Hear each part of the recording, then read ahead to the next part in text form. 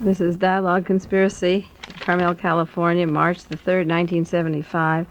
And this is number 186 in a long series of programs pushing almost 4 years now on Dialogue Conspiracy. Some of you may have heard in the news this week about the death threats Ted Chirac received.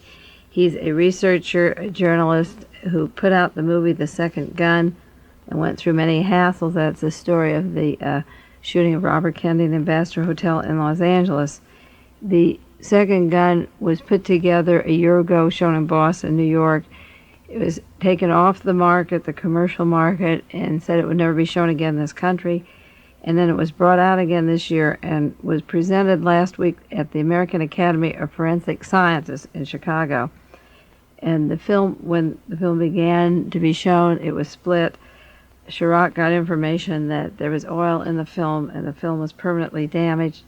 But worst of all, he received death threats in Chicago that the next time he opened up the film, which is scheduled for March the 12th in Washington, D.C., that he would be killed. He was told, next time it won't be your film, next time it will be you. The film is to be shown in Washington, as I said, to public officials. And this death threat, this anonymous death threat that was sent to Chirac is ominous, considering how many people affiliated with the investigation of the Robert Kennedy assassination have been murdered in the last 5 years. So I imagine, knowing the courage of Ted Chirac, he will press this movie and go ahead and get a new copy and show it in Washington, D.C., and I hope he has the proper protection and that his life is safe and that he won't be in danger, and that the American public can begin to see how the investigation took place on the Robert Kennedy assassination and see the ballistic evidence that there were 2 guns in the Ambassador Hotel.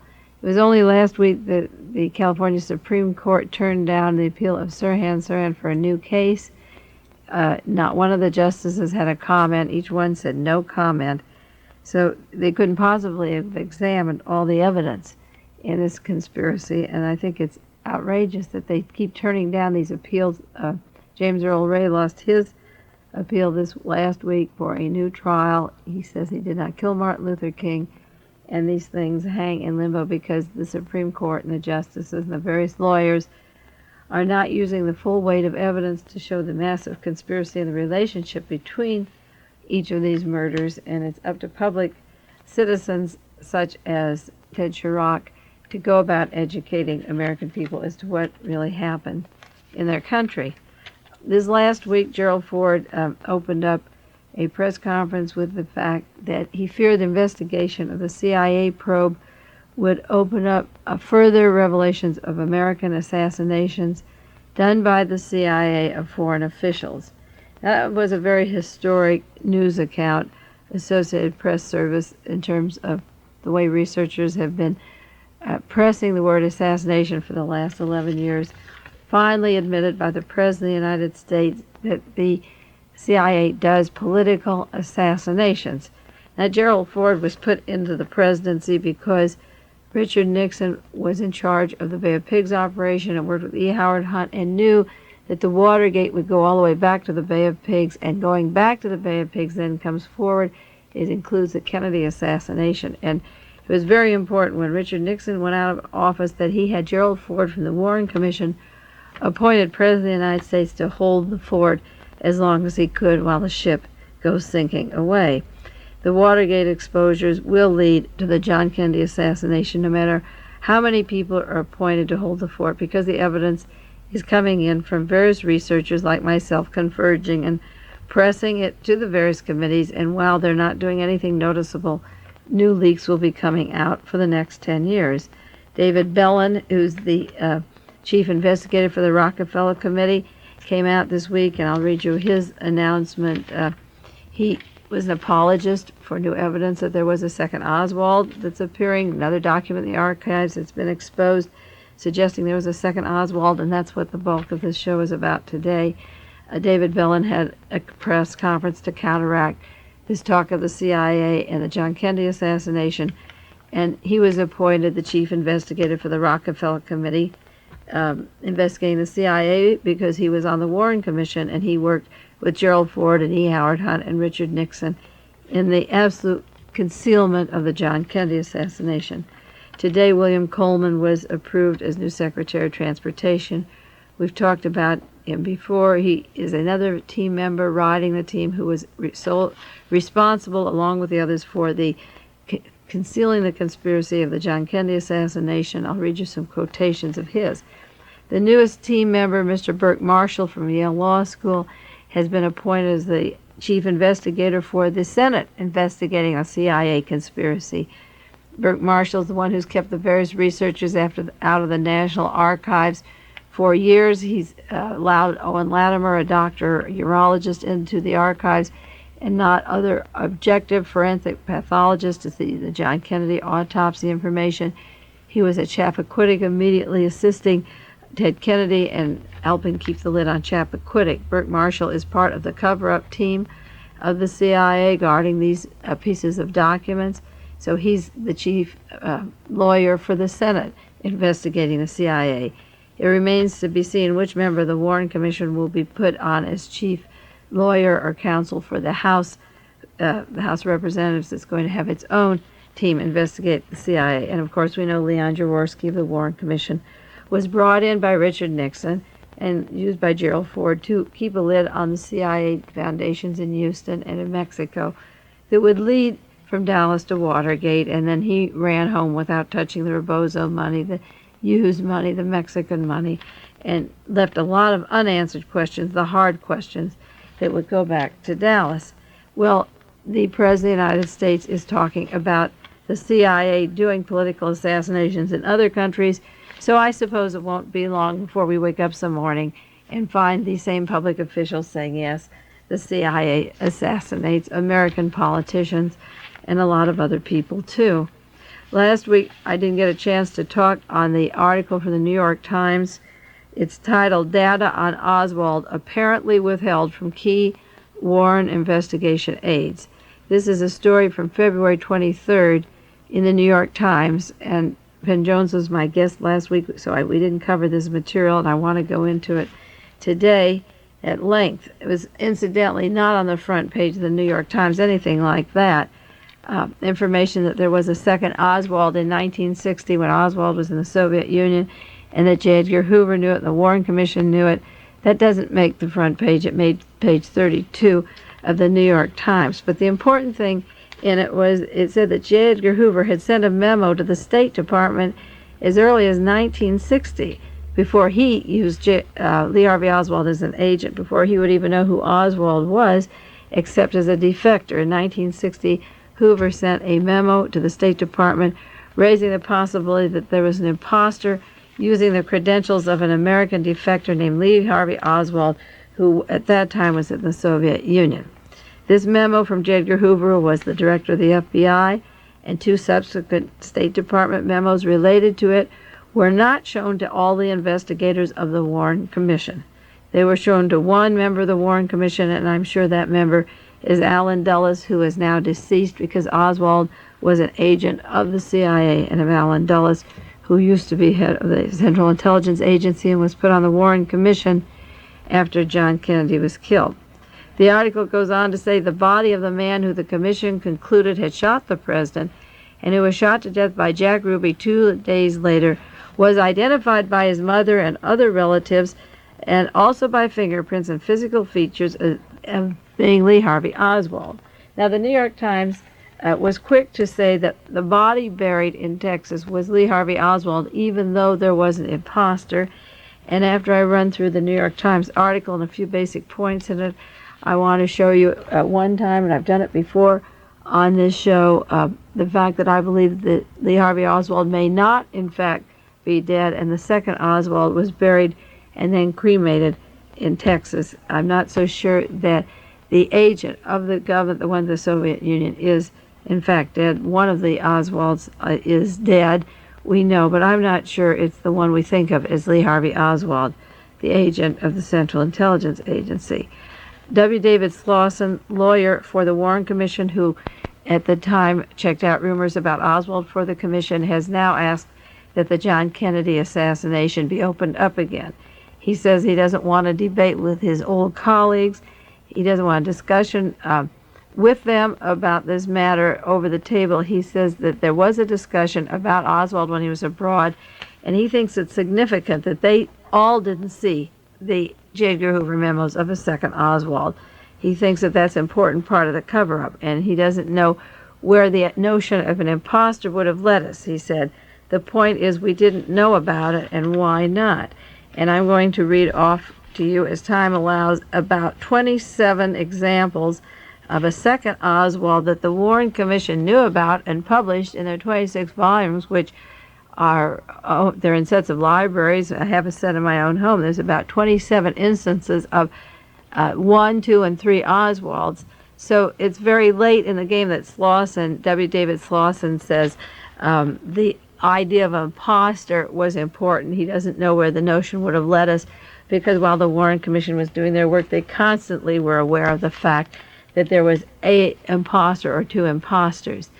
The New York Times article says the State Department said they have no comment on a possibility of a second Oswald because they, in quotes, all former officials who might have knowledge of the Oswald file have died or have retired. Now that is another lie that does not hold true.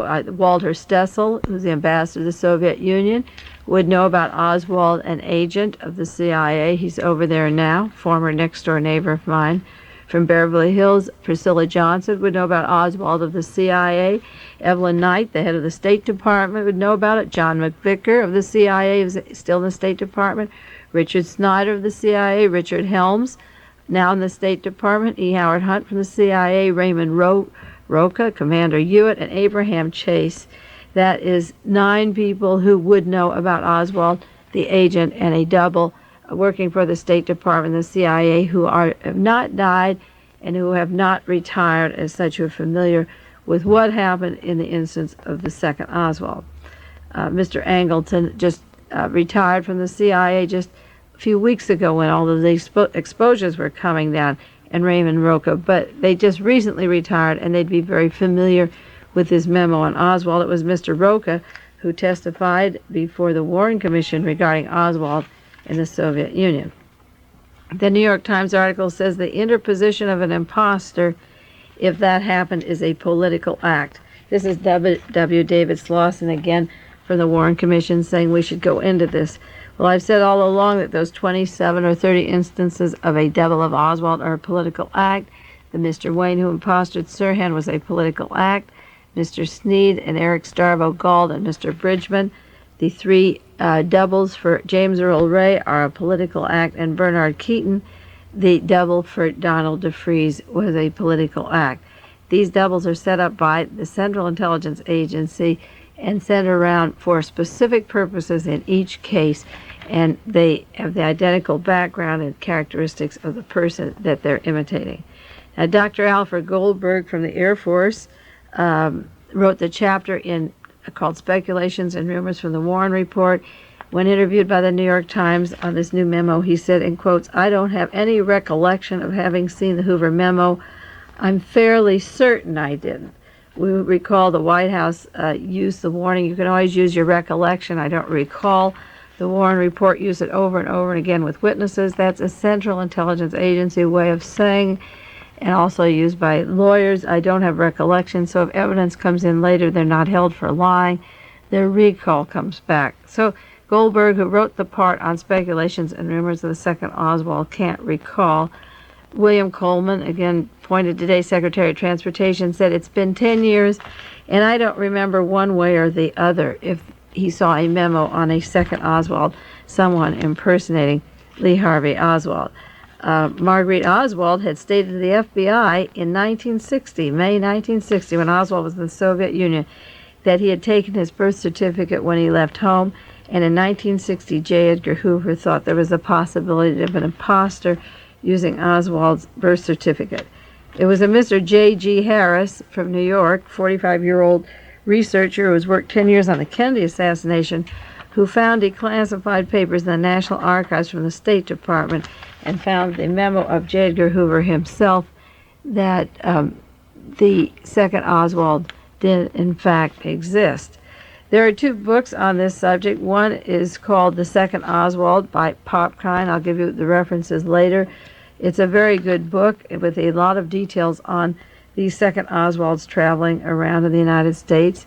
And then there are other instances of second Oswald based on many other books, which I compiled today to share with you.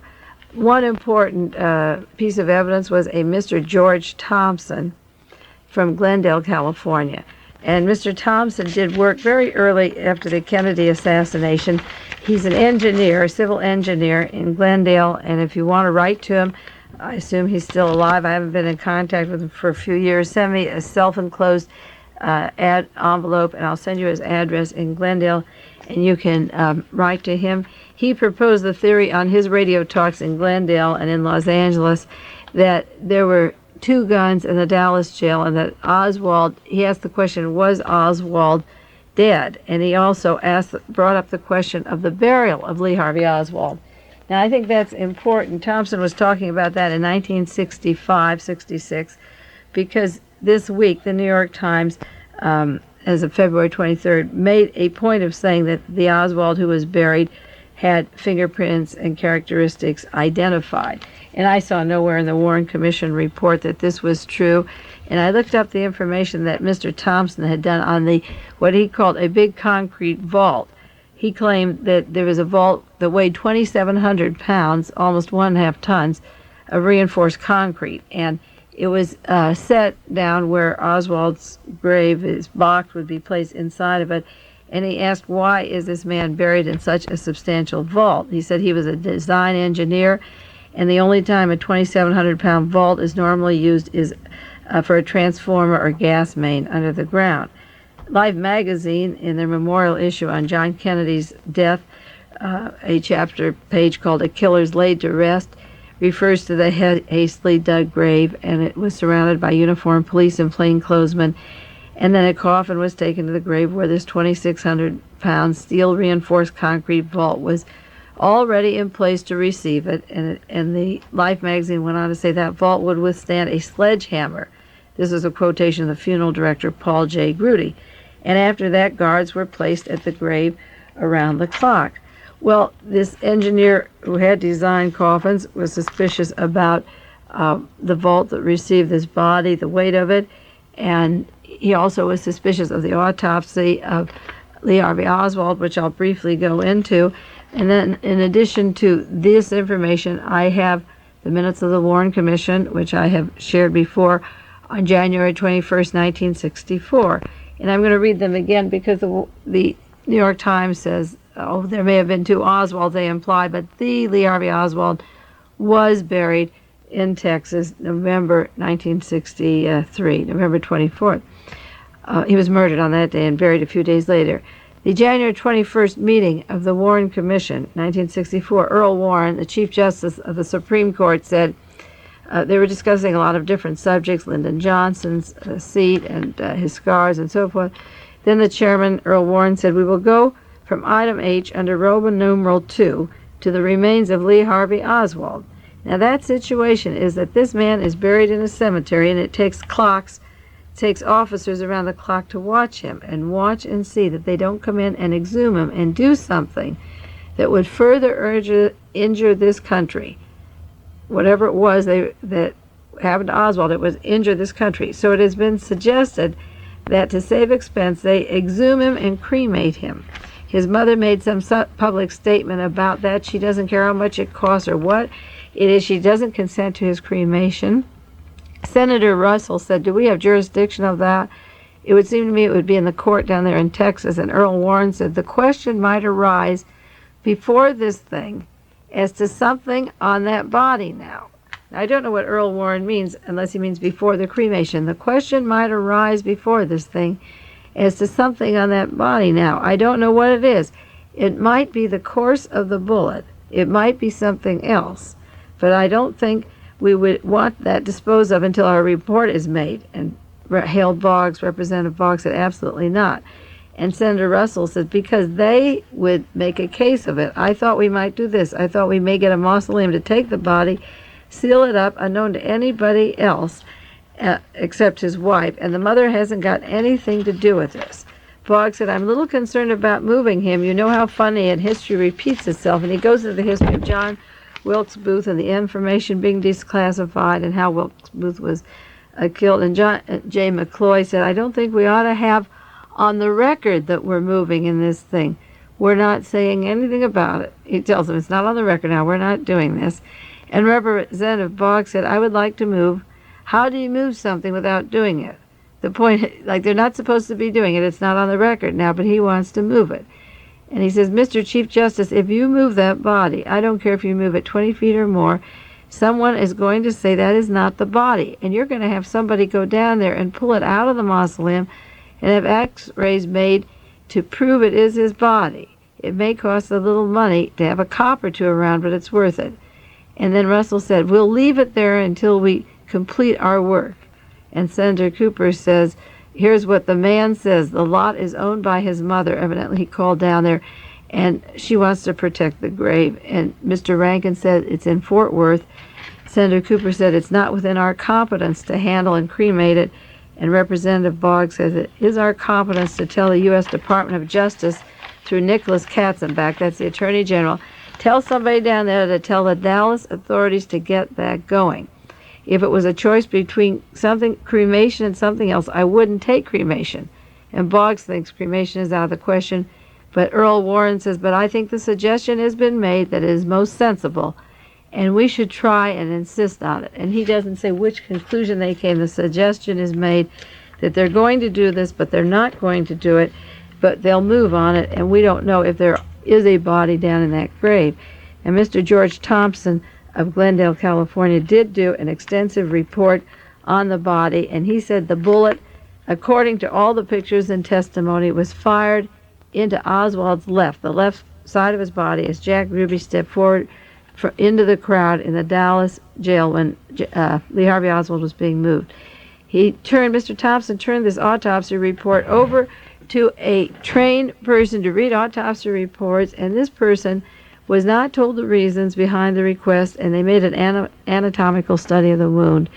And the autopsy of Oswald was stated, some of it was very indefinite, location of the wounds, and she did a diagram of the way the bullets would hit the chest, the abdomen, the spleen, the liver, the injuring and penetrating of the spleen, and came to the conclusion that this strange bullet, this is the report, went to the rear, severed the mesenteric artery from the aorta, but it left a mystery as to whether the man was killed with 2 bullets or 1 bullet. He was either not shot, and the report was an error, or he was shot in a different manner than was portrayed in all the testimony and on television. The conclusion of the report was the investigative work in the murder of Oswald was ridiculously small compared to the investigative work of the president. And the conclusion of this particular person's findings was that Mr. Thompson in Glendale, that he believed that there was a gross error in the autopsy of Lee Harvey Oswald in either the directions or the amount of damage, because there was an extensive amount of damage that either they wrote in that didn't take place to a person that required 2 guns, or they just wrote something in and over-dramatized the amount of wounds, and it didn't happen the way they said it did because he was still alive in the ambulance. Now, if the body was cremated, we won't know much about that. But I think in lieu of some investigative work on the autopsy of Oswald, which is not conclusive, but which should be investigated further, and the minutes of the Warren Commission meetings on the necessity as early as January '64 to cremate that body so that the nation wouldn't have to stand some other shock, and then the disclosure now that there was a second Oswald, and J. Edgar Hoover knew it, and the Warren Commission, members of the Warren Commission knew it, and they covered it up from other members of the Warren Commission who were doing their work. So I went into my research today to show you how much there was of evidence of a second Oswald that members of the Warren Commission actually were concealing all the time they were writing the Warren report. They come out now and say, we didn't know about that memo, and the people who would know are dead or not working. And yet, Mr. Bellen is working for the Rockefeller Committee. Mr. Slauson is working as a lawyer teaching down at SC Law School. and Mr. Coleman's the head of the Department of Transportation, Mr. Goldberg of the military, who wrote that chapter, is around. And yet there's some second Oswalds that they haven't faced up to, which are available for all the researchers in the 26 volumes. The first one is the story of Oswald seen at a rifle range. He was supposed to be hitting a bullseye at the Sports Dome in Texas, Dallas, Texas. At the time that Mr. Price saw him in Dallas, the other Oswald was definitely in Mexico. The Warren Commission concluded that Oswald couldn't have been at the range at the time, but they didn't go into the discrepancies of how one person could declare that he's Oswald, be at the rifle range, and the other one's in Mexico. The second example was Oswald at the apartment of Mrs. Sylvia Odio. This is a woman that worked with the anti-Castro Cuban community. Her family came over from Cuba. Her father was still living there. If I have time, I'll go into detail more, a long story about Mrs. Odio.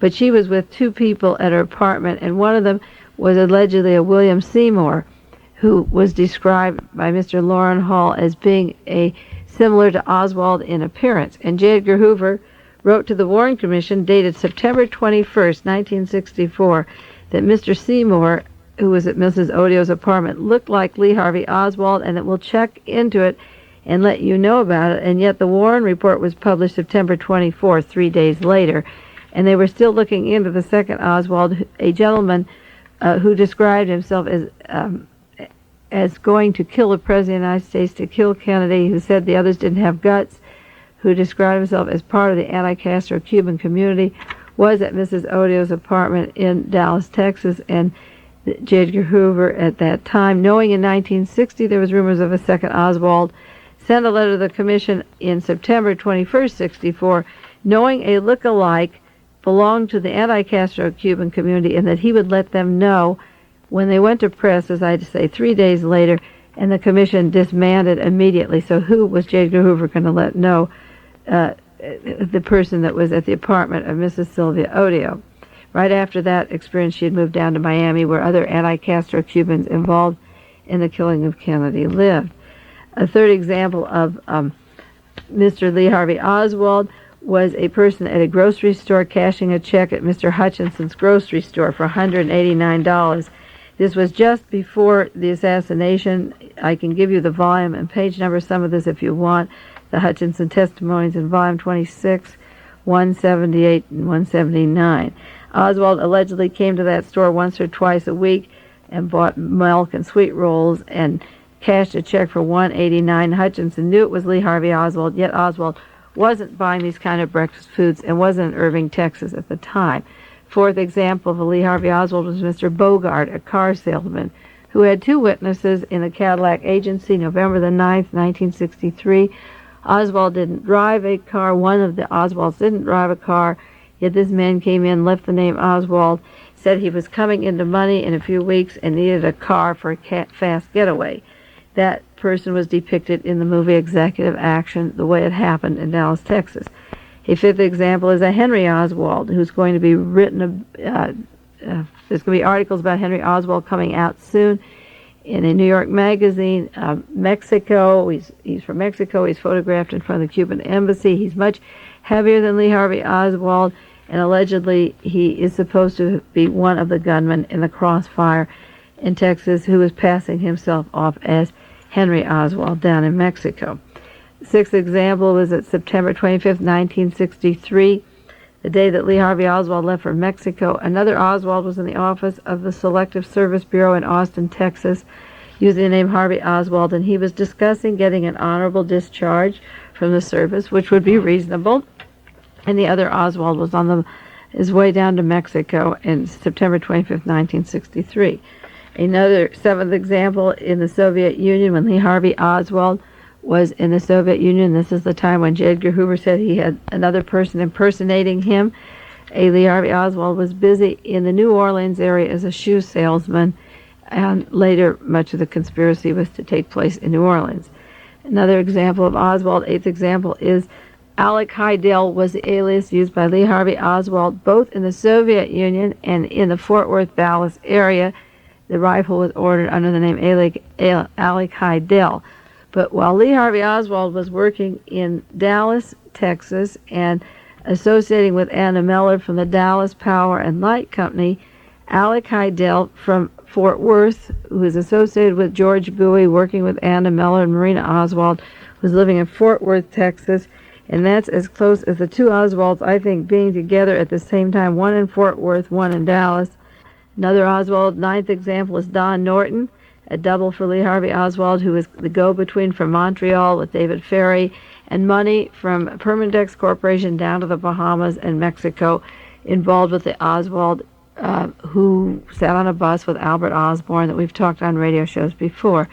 10th example was a gun shop in Dallas, Texas, where Mr. Ryder received a weapon. A man left his name Oswald. He wanted a scope attached to the gun, a rifle. This was just several weeks before the assassination, days before the assassination of John Kennedy, where, in fact, the rifle that was ordered under the alias of Oswald Alec Heidel came from Klein's in Chicago with a scope attached to it. Somebody was using Oswald's name. 11th example of an Oswald was a photograph in front of the Trade Mart in New Orleans, and it's a picture of Lee Harvey Oswald, but surrounded around him are all kinds of lookalikes. There's three men dressed like him and look like him in front of the Trade Mart in New Orleans when he was photographed as a CIA agent handing out Marxist literature, developing his communist front that would be used after the assassination of John Kennedy. This recent photograph is in the fourth volume of Forgive My Grief by Penn Jones, Jr. There was a 12th example of an Oswald was in Irving, Texas. A barber shop, Lee Harvey Oswald came in. He was praising communists. He came in on the 8th of November with a 14-year-old boy. This Oswald was driving a car. Irving, Texas is the area where Marina Oswald, the wife of Lee Harvey Oswald, was living with Ruth Payne. And it was impossible for Oswald to have been at the barber shop at this time. Somebody was pretending to be Lee Harvey Oswald, the communist, maybe potentially homosexual with a little boy and driving a car. 13th example of Oswald, a man who looked like Oswald, written up in the Warren Report as leaving the Texas School Book Depository after John Kennedy was killed. This Oswald took a bus, then took a taxi cab to the rooming house of Mrs. Earlene Roberts, where he was living under the name Lee as an alias. But Sheriff Craig from the Dallas area said that he saw Oswald leave the book depository and go in the front of the grass into a car that honked. A white station wagon belonging to Mrs. Payne, is their hostess in Irving, Texas, where Marina was living. Later the afternoon of the assassination, Captain Fritz of Homicide was in his office with Oswald when Sheriff Craig came up and confronted him and asked him about leaving, and he said yes. He said, that's the Payne's car, don't get them involved, and that was Oswald that left by the front of the depository. Now, not only is one of the Oswalds dead, but I mentioned before, I think when Penn was here, he's written in his books about these deaths. The bus driver is dead, the taxi cab driver is dead, and the woman who owned the rooming house where the one Oswald stayed is dead. So it's very hard to check out this story because the people involved are being murdered systematically. 14th example of Oswald is September 25th, 1963, when Oswald was in Mexico. A Mrs. Horace Twyford said she got a telephone call. She was in Houston, Texas, and Oswald had called her about a subscription her husband had sent to him from the Socialist Labor Party. Oswald was in Mexico, and this call was in Houston, September 25th. 15th example of an Oswald was the bus from Mexico. The roster shows an Oswald, written in a different hand than Lee Harvey Oswald's, and they don't mention why it's on the roster, but it happened after October 2nd. After Oswald's trip, there was another name of an Oswald. I don't know if this person looked like Lee Harvey Oswald or not, but his name was on this roster after he had returned from Mexico. 16th example was in Alice, Texas, at radio station KPOY on October the 4th. Oswald was back in Dallas, Texas, and somebody came into Alice, Texas, and reported that Oswald and his wife and a small child visited for 25 minutes in a battered car, 1953 car. Now, Oswald didn't drive a car, but Alice, Texas is important in this conspiracy. But this was a 16th example the Warren Commission had of another Oswald. I'll run these down as long as we have time. I have 27 plus more listed here. We're up to 17, but the point is that Mr. Sanctimonious David Bellen says there's no example, no evidence to come to his attention that diminishes the veracity of the conclusion that Lee Harvey Oswald was the assassin and the sole assassin of President Kennedy. That is David Bellen's answer to various researchers that came out on the United Press this week.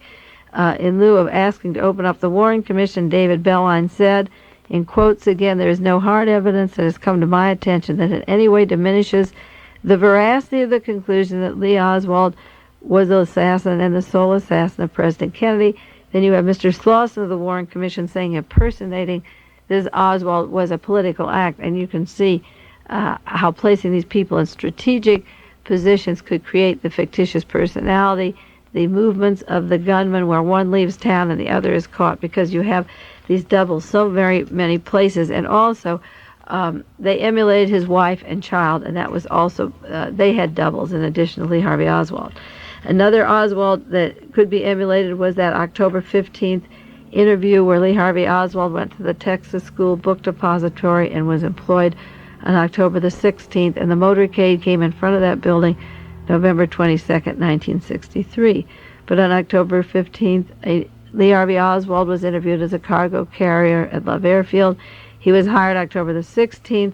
He received $100 less for the job at the book depository. Now, if the motorcade was changed, was the other Oswald, was one of these second Oswalds, placed strategically out at Love Airfield that he could kill President Kennedy.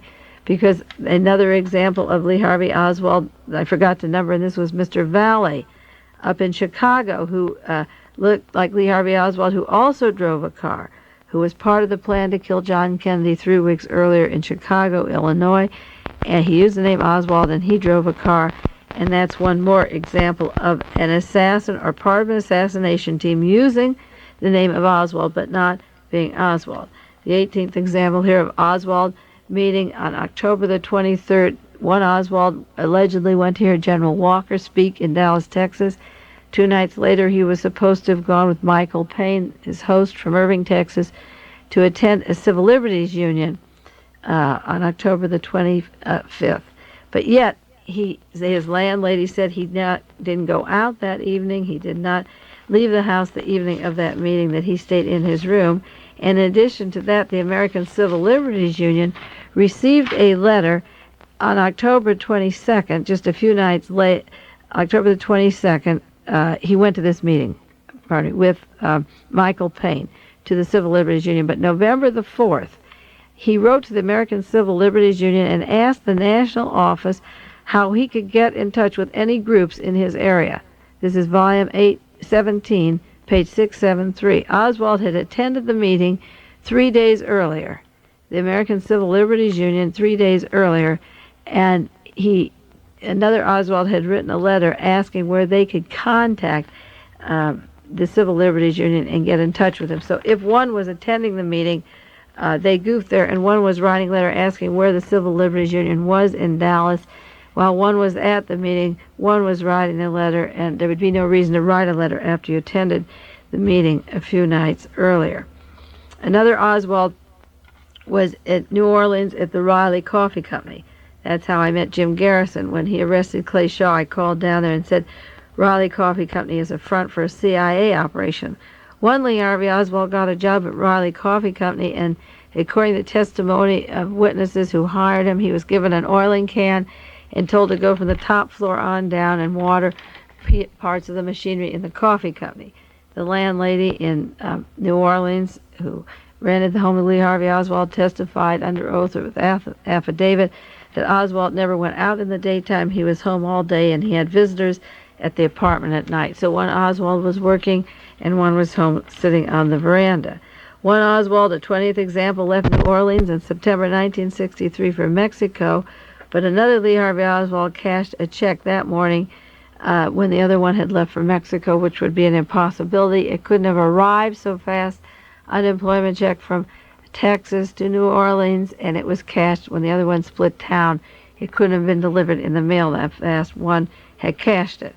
21st example I have here is a letter written from a Lee Harvey Oswald that was dated and mailed. It has a postal mark, but was delivered 1 month after the other Oswald was dead. It was devoid of any Oswald's writing habits, his misspellings, and it was for some communist literature, and it went to a left-wing organization in New York City, and the purpose was to smear Lee Harvey Oswald and associate him with communist causes, but this Oswald was dead. A 22nd example of Lee Harvey Oswald is a furniture store, November 6th and 7th. He was looking for parts of a gun, allegedly, and a woman with 2 infants came in exactly the age of Oswald's family, and then they drove off for a gum shop. And Marina Oswald says she never saw these witnesses in her life, and Lee Harvey Oswald didn't drive a car. And this is a long piece of investigative work I've done in the furniture store. The man said, I'm going to come into a lot of money. He's looking at fancy furniture. And the other Oswald didn't drive. And Marina says she never saw these people in her life, that they weren't looking for furniture. November the 8th, this is example number 23. Oswald reportedly came to visit his wife in Irving, Texas. It's just a small area outside of Dallas. He had an apartment, a room at Mrs. Roberts, rented under the name of Lee, and he said the report said he came to visit his wife. He came home from work with a Mr. Frazier who lived across the street. That's the Warren Report account. Yet there's no evidence at all to support this. Mr. Frazier says nothing of the kind, that Oswald came home on the 8th, and Marina Oswald said that Lee didn't visit her that weekend, but the Warren Report states that he does.